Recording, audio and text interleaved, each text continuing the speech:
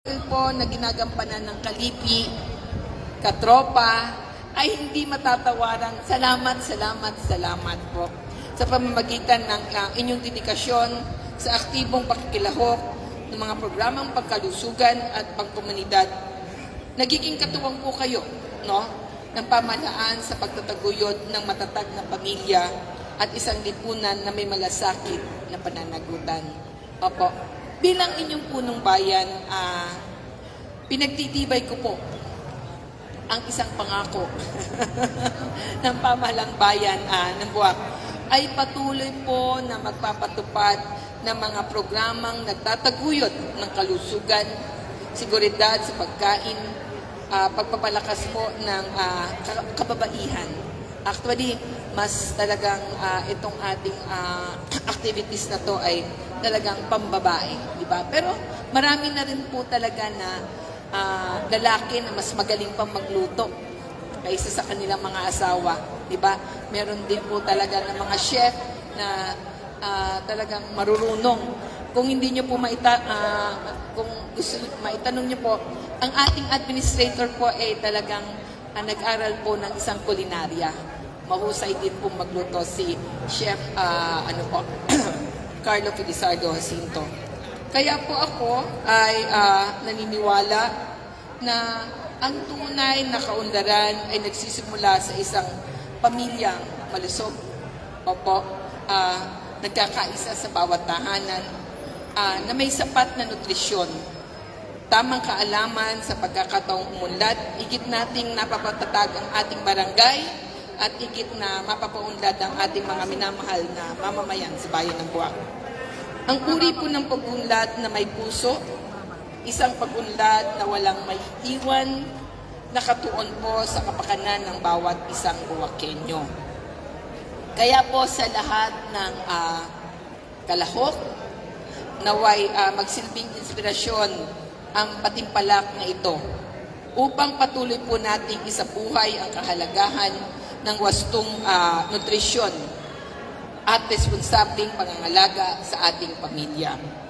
Ang bawat pagkain inahain na may pagmamahal ay nagiging binhi ng isang maliwanag na kinabukasan para sa ating mga anak at para sa ating bayan ng Buwak. Totoo po yun, no? Well, ano po ba yung saying, di ba, na may saying tayo?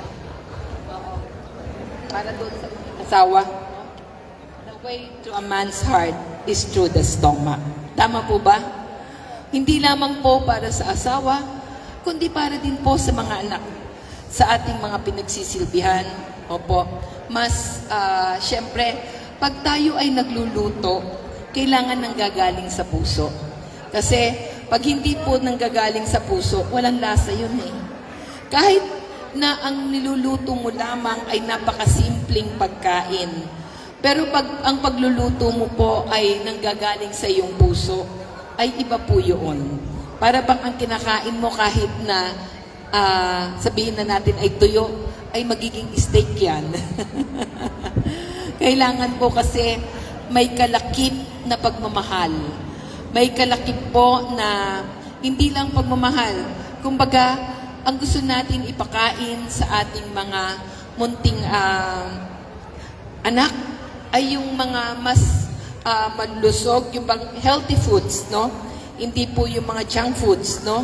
Kaya dapat po tayong mga nanay, no? Yung mga nakikinig dyan, maski yung mga ama, mga single parent, na kailangan po matuto tayong magluto ng tamang pagkain at maayos na nutrisyon para sa ating pamilya. Kaya this time, ngayon pa lamang po ang bawat isa na lumahok at hindi rin kasama ay kinukongratulate ko kayo. Dahil ang isinusulong po ninyo ay para po sa kabutihan ng ating mga mamamayan at mga kabataan. Muli po, maraming salamat. Sama po tayong ipagpatuloy at ang pagtataguyod po ng isang buwak na malusog, isang buwak na matatag, at isang buwak na maunlad. Ang bayang pag-unlad ay naasahan sa kalidad ng buhay ng bawat pamilya. Muli po, maraming salamat. Sulong Buwak! carry on. Thank you again. I love you all.